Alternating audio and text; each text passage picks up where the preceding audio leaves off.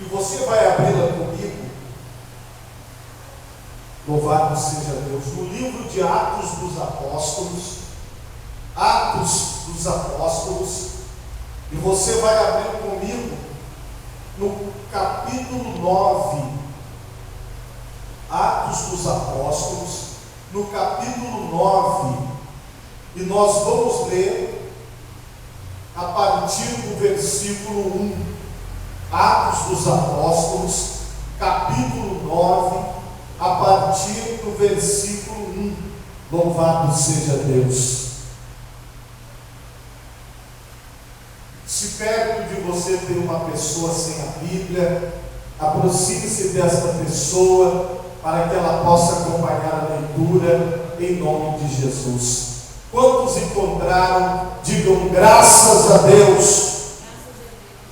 Só uma pessoa achou? Quantos encontraram? Digam graças a Deus. Assim nos diz a palavra do Senhor. E Saulo, respirando ainda ameaças e mortes contra os discípulos do Senhor, dirigiu-se ao sumo sacerdote e pediu-lhe cartas para Damasco, para as sinagogas, a fim de que se encontrasse alguns daquela seita, quer homens, quer mulheres, os conduzisse presos a Jerusalém. E indo no caminho, aconteceu que, chegando perto de Damasco, subitamente o cercou um resplendor de luz do céu. E caindo em terra, ouviu uma voz que dizia: Saulo, Saulo, por que me persegues? E ele disse: Quem és, Senhor? E disse o Senhor: Eu sou Jesus, a quem tu persegues. Duro é para ti recalcitrar contra os aguilhões. E ele, tremendo e atônito, disse: Senhor, que queres que faça? Disse-lhe o Senhor: Levanta-te e entra na cidade, e lá te será dito o que te convém fazer. E os varões que iam com ele pararam espantados, ouvindo a voz, mas não vendo ninguém. E Saulo levantou-se da terra e, abrindo os olhos, não via a ninguém. E, guiando-o pela mão, o conduziram a Damasco. E esteve 3 dias sem ver, e não comeu nem bebeu. E havia em Damasco um certo discípulo chamado Ananias, e disse-lhe o Senhor em visão: Ananias. E ele respondeu: Eis-me aqui, Senhor. E disse-lhe o Senhor: Levanta-te e vai à rua chamada direita, e pergunta em casa de Judas por um homem de Tarso chamado Saulo, pois eis que ele está orando. E numa visão ele viu que entrava um homem chamado Ananias e punha sobre ele a mão para que tornasse a ver. E respondeu Ananias: Senhor, de muitos ouvi acerca deste homem, quantos males tem feito aos teus santos em Jerusalém. E aqui tem poder dos principais dos sacerdotes para prender a todos que invocam o teu nome. Disse-lhe, porém, o Senhor: Vai, porque este é para mim um vaso escolhido para levar o meu nome diante dos gentios e dos reis e dos filhos de Israel. E eu lhe mostrarei quanto deve padecer pelo meu nome. E Ananias foi e entrou na casa, e impondo-lhe as mãos, disse: Irmão Saulo, o Senhor Jesus, que te apareceu no caminho por onde vinhas, me enviou para que tornes a ver e sejas cheio do Espírito Santo. E logo lhe caíram dos olhos como que umas escamas, e recuperou a vista, e levantando-se, foi batizado. Amém? Levante a sua mão direita para Deus e oremos. Deus de maravilhas, eu quero te agradecer pela oportunidade de estarmos reunidos em nome do Senhor Jesus, em torno deste nome que tem todo o poder, e que o Senhor venha ministrar esta palavra de uma forma especial em cada um de nós. Amém e graças a Deus. Podemos assentar em nome de Jesus. O tema da mensagem hoje é 3 dias. Todos nós temos em nós as nossas características normais. Temos uma inteligência, sabemos muita coisa que aprendemos no decorrer da vida. Muitas vezes há pessoas que nem cursaram universidades, faculdades, não fizeram pós-graduação nem mestrado, mas têm muito conhecimento. E há também aquelas pessoas que se dedicam a vida toda ao conhecimento, se dedicam a vida toda a aprender algo para si. Essas pessoas são consideradas doutores. Um país, para ele ser um país de primeiro mundo, ele precisa ter doutores, ele precisa ter mestres, ele precisa ter boas universidades, ele precisa ter um ensino de qualidade. Porque à medida que o país vai se aproximando para ser um país de primeiro mundo, ele tem que ter instrução, ele precisa de pessoas que entendam as coisas, principalmente na área de tecnologia e na própria área do ensino, para que o conhecimento se reproduza e outras pessoas venham ter acesso a ele. Por que um país, por exemplo, como o Japão, é um país de primeiro mundo? Porque você veja que o Japão, ele privilegia a educação. A educação do Japão é algo assim, número 1, top. E você sabe que muitas das tecnologias que nós usamos, ela vem do Japão. Os americanos também se dedicam muito a isso, os ingleses, enfim, os países de primeiro mundo, eles têm excelentes universidades, eles garantem que uma criança, que quando ela entra lá na pré-escola, ela vai ter vaga na faculdade. Sabemos nós que aqui no Brasil, esse tipo de coisa não acontece. E por isso, muitas pessoas dizem assim, olha, só serve a Deus quem é incauto, só serve a Deus os indoutos, só serve a Deus aquelas pessoas que não têm conhecimento. Uma das críticas ao Evangelho é que nos países de primeiro mundo existem poucos evangélicos, não são muitas pessoas que acreditam no Evangelho. Então eles atribuem isso ao conhecimento. Eles dizem assim, olha, em países desenvolvidos as pessoas têm mais oportunidade de conhecimento e acreditam menos no Evangelho. Aqui nós estamos diante de um homem chamado Saulo, que ele era doutor da lei, ele tinha conhecimento, ele era uma pessoa formada, ele era uma pessoa instruída, inclusive ele era contra, e ele chamava o cristianismo de seita, ele chamava os cristãos de seita, ele chamava os discípulos de Jesus de pessoas que estavam atrapalhando a sociedade, que estavam prejudicando a sociedade. Ah, meus irmãos, não mudou nada. Nos dias de hoje continuamos na mesma. Há pessoas que dizem assim, olha, os cristãos, eles atrapalham a sociedade, os evangélicos atrapalham a sociedade, as pessoas que têm buscado a Deus, eles causam tumulto na sociedade. E nós estamos vivendo uma semana onde as pessoas estão criticando muito a igreja evangélica, as pessoas estão falando contra, as pessoas estão se manifestando, porque o número dos evangélicos está crescendo, o número das pessoas que servem a Deus cresce a cada dia, e isso espanta os setores da sociedade. Então eles dizem que eles precisam fazer alguma coisa para crescimento.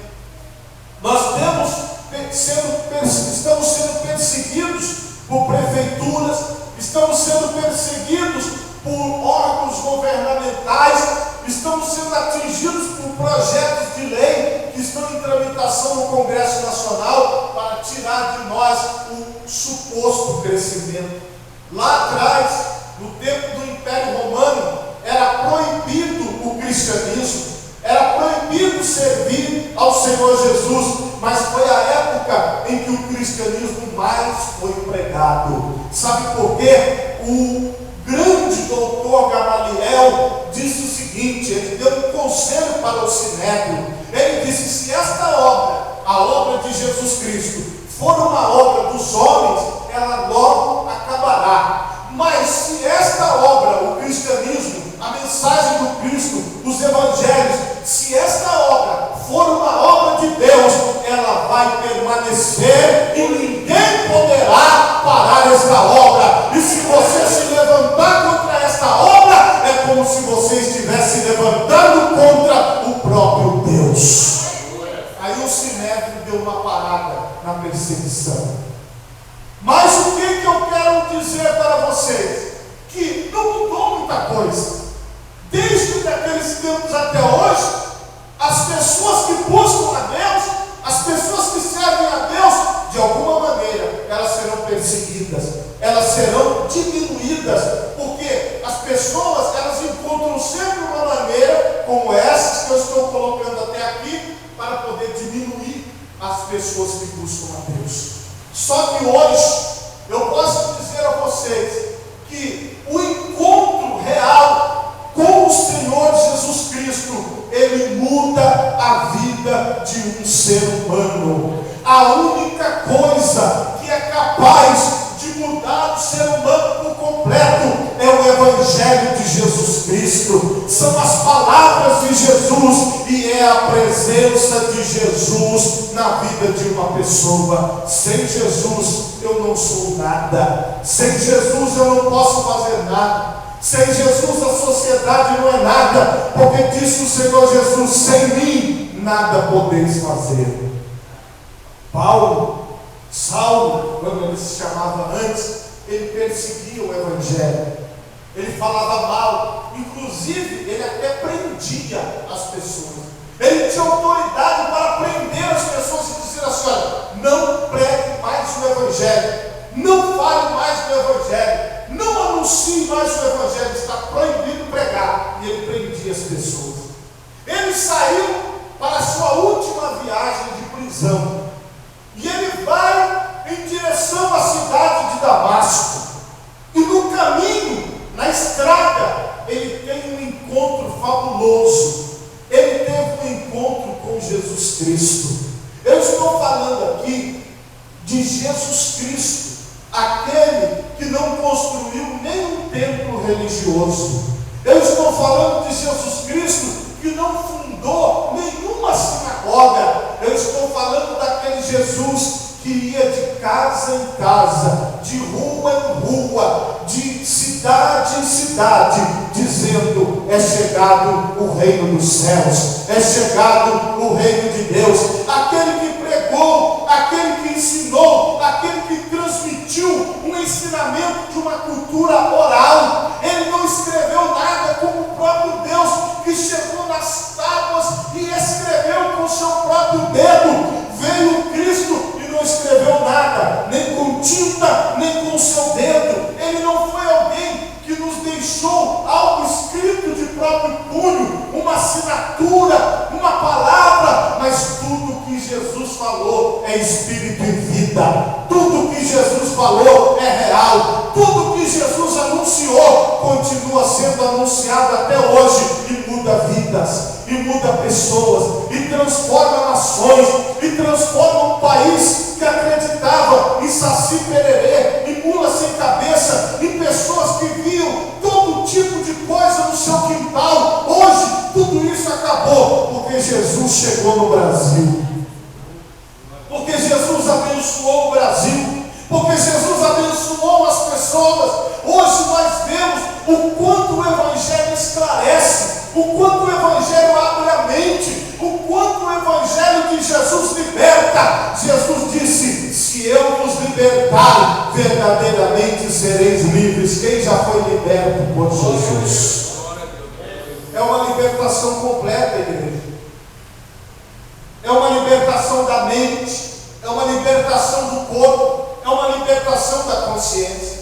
E quando diz a Bíblia aqui que Saulo, ele tem um encontro, o cercou um resplendor de luz do céu, e caindo ele em terra, ouviu uma voz que lhe dizia: Saulo, Saulo, por que me persegues? Quem tem um encontro com Jesus, o seu ego, o seu eu, os seus diplomas, a sua formação, tudo que nós somos enquanto ser, fica menor. Ele vai ao chão e você começa a dizer como ele é grande, como ele é poderoso, como ele é maravilhoso, como estar com ele é muito bom, como estar perto dele é bom demais. E você tem esse encontro verdadeiro. Então ele teve que cair por terra, porque o resplendor de luz era muito grande. A experiência que nós temos quando encontramos com Jesus é uma experiência única. Não existe nada no planeta Terra que possa se igualar ao Cristo. Não existe nada nesta terra que possa se igualar à presença de Jesus em nós, porque quando Jesus chega, tudo que somos fica no chão e nós ficamos apenas contemplando. Quem é este? Quem é este? Ele é Jesus Cristo. É uma obra fantástica, irmãos. Ninguém tinha feito aquele homem cair do cavalo, ninguém tinha feito aquele homem descer do seu pedestal, mas a presença de Jesus, o resplendor de luz, a visão que ele teve de Jesus, mudou a forma dele de se comportar. A Bíblia diz aqui que ele disse: quem é, Senhor? Porque ele ainda não o conhecia. E disse o Senhor: eu sou Jesus a quem tu persegues. Especificamente falando, Saulo nunca foi atrás de Jesus montado no seu cavalo para procurá-lo, para prendê-lo, mas ele prendeu pessoas que professavam o seu nome. Todos aqueles que vivem para Jesus são o próprio Jesus na terra. Se você vive para Jesus, irmão, as pessoas vão ter que reconhecer: você é o Jesus na terra. Jesus disse: você persegue a mim, sou eu. Irmãos, quem está por trás de tudo isso que nós vemos? Porque se isso aqui fosse uma palestra, você não estaria aqui. Se eu estivesse ministrando consultoria, você não estaria aqui. Mas isso não é palestra, isso é pregação do Evangelho de Jesus. É por isso que você está aqui, é por isso que a igreja está de pé, porque o Evangelho de Jesus faz essas coisas. Só o Evangelho de Jesus faz isso. E ele diz mais: duro é para ti recalcitrar contra os aguilhões. O que ele está dizendo? Não dá para resistir. Mesmo aquela pessoa que diz: eu não acredito em Jesus Cristo.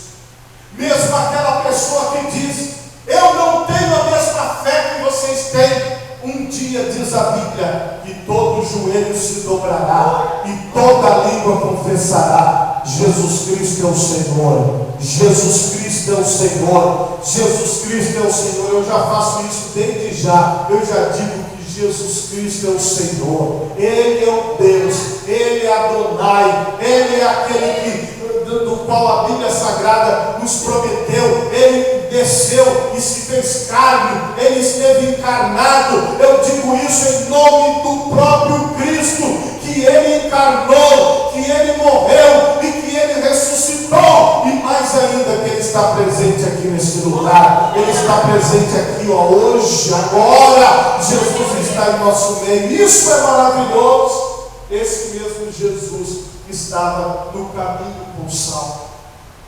Duro é para você. Por quê? Porque olha aqui, é verdade. Abre teus olhos, enxerga que o que nós estamos vivendo é uma verdade em Deus. Eu vivo uma verdade em Deus. Que verdade? O Cristo é real, o Cristo é verdadeiro, o Cristo existe mesmo. não é historinha, é verdade. E ele, tremendo e atônito, disse: Senhor, que queres que eu faça?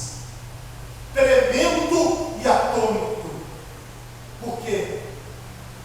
O corpo dele tremia. Ele estava apavorado. Ele estava espantado. Algo aconteceu de inusitado na sua vida. Irmãos, o encontro com Jesus verdadeiro, ele provoca sensações diferentes.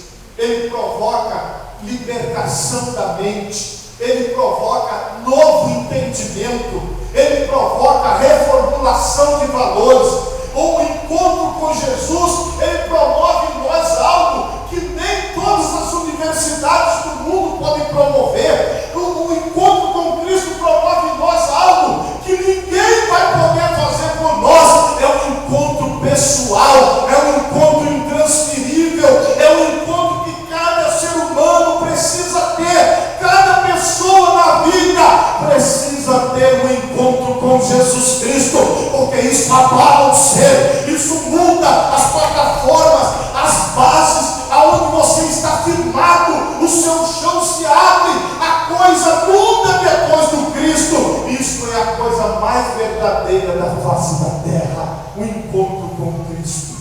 Ele ficou atônito, ele ficou tremendo e perguntou: Senhor, o que queres que eu te faça? E disse-lhe o Senhor: levanta-te e entra na cidade, e lá te será dito o que te convém fazer. A Bíblia diz aqui que os varões que estavam com ele, eles apenas ouviram a voz, mas não viram o resplendor de luz, mas ouviram a voz de Jesus. Oh, irmãos, eu não quero que vocês tenham a mesma experiência que o apóstolo teve. Eu não quero que você tenha a mesma experiência que eu tive, mas eu quero que você tenha a tua experiência com Jesus Cristo. Eu quero que você tenha a tua experiência pessoal e intransferível com o Senhor, que vai mudar muita coisa que está enraizada, muita coisa que está presa, muita coisa que está firmada, muita coisa que precisa ser mudada, precisa dar um novo rumo. Então é isso que Jesus veio fazer na vida de Saulo. Ele veio para mudar tudo. Jesus chegou para mudar tudo. Jesus chegou para transformar tudo, todos os seus paradigmas, todas as suas certezas, tudo aquilo que ele tinha como convicção de vida. Ele chegou para transformar, ele chegou para mudar, porque muitas vezes nós resistimos, muitas vezes nós não queremos, muitas vezes nós fugimos, mas não teve jeito para ele, porque Jesus o encontrou. Foi assim comigo e assim com você. Jesus, ele olhou para os seus discípulos e disse: não fosseis vós que escolhestes a mim, mas eu vos escolhi a vós, e vos nomeei para que vades e deis fruto, e o vosso fruto permaneça. É totalmente diferente daquilo que nós achamos que é totalmente diferente da nossa visão, porque na visão nossa, nós é que temos que aceitar a Jesus, mas na visão de Jesus é Ele que me aceitou, é Ele que te aceitou, é Ele que está com os braços abertos dizendo: vinde a mim, todos vós que estáis cansados e oprimidos, e eu vos aliviarei. Ele está com os braços abertos dizendo: aprendei de mim que sou manso e humilde de coração, e achareis descanso para as vossas almas. Muitas vezes nós temos procurado Jesus em tantas coisas.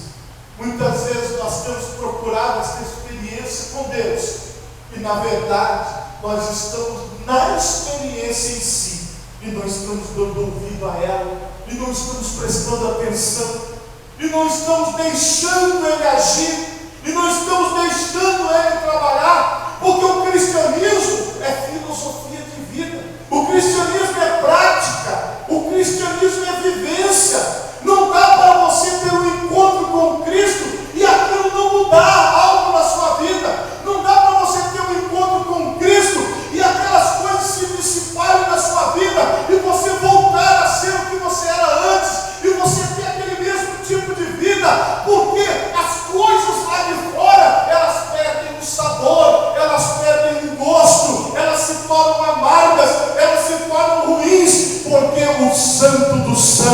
agora na sua vida. Você sente que você diz assim: não, eu não vou fazer essas coisas, eu não vou ceder, eu não vou me rebaixar, porque a Bíblia diz que aquele que está na luz e volta é como um porco que volta para a lama, é como um cachorro que após vomitar ele volta ao vômito e come tudo de novo. Então não existe esta possibilidade, isso não passa pela nossa cabeça, porque nós tivemos um encontro com a luz que é Jesus. Ela brilhou na nossa vida, ela nos iluminou, ela nos transformou. E ele diz assim, ó: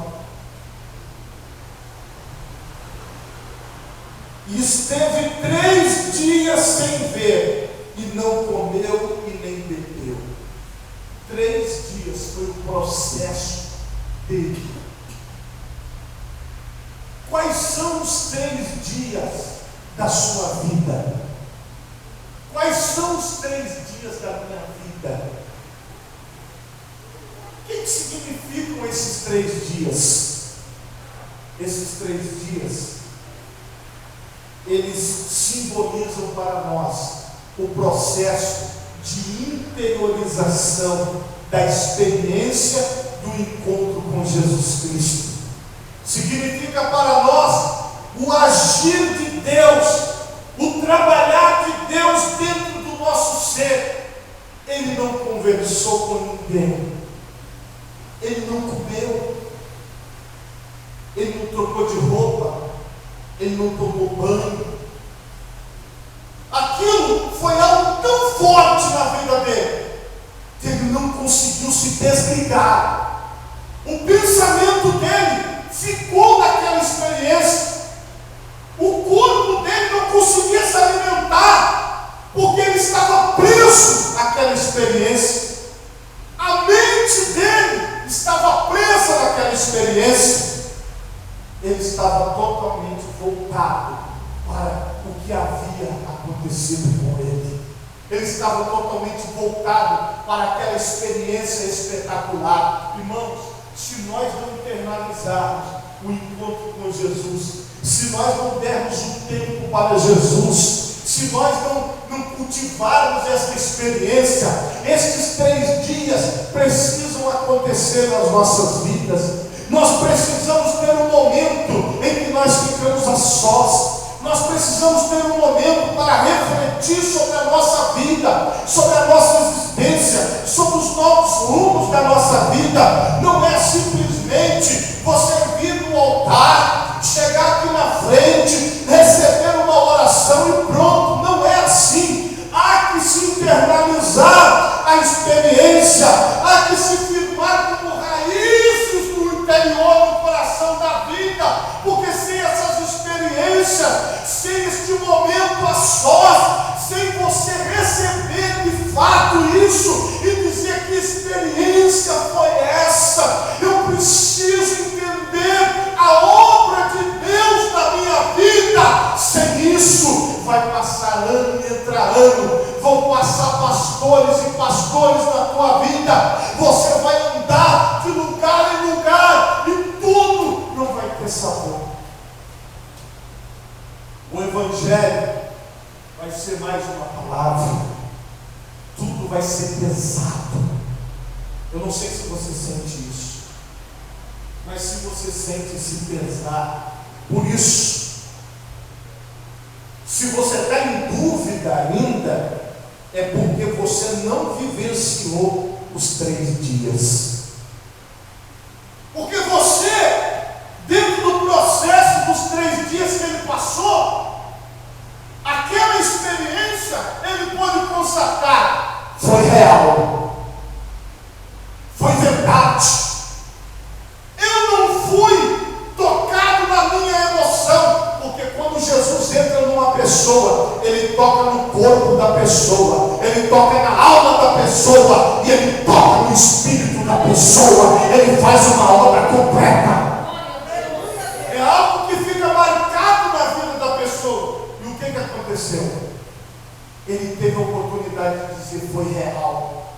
Todas as pessoas que passam por uma situação difícil na vida, por exemplo, a morte de um ente querido, por um no momento, ela pensa assim: olha, o fulano vai chegar daqui a pouco.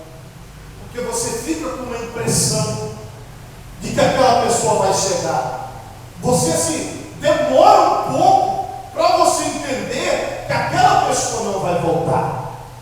No processo com Cristo, você vai dizer assim: olha, eu tenho que me acostumar com isso. Por exemplo, num exemplo do lado positivo, alguém que é solteiro e ele pronto, passou pelo matrimônio, no outro dia a vida dele já mudou, porque ele não tem mais uma cama só para ele vai ter uma cama de casal, ele não vai ter um lençol só para ele vai ter um lençol para os dois. Se ele se enrolar do lado e puxar, a outra pessoa vai puxar.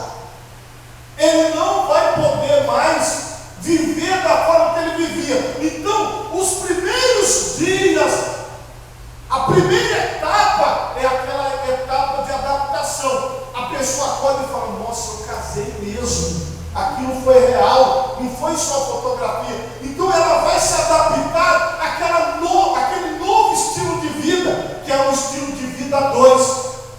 Outra mudança que acontece quando nasce um filho, o primeiro filho do casal, ou a primeira filha, tudo muda.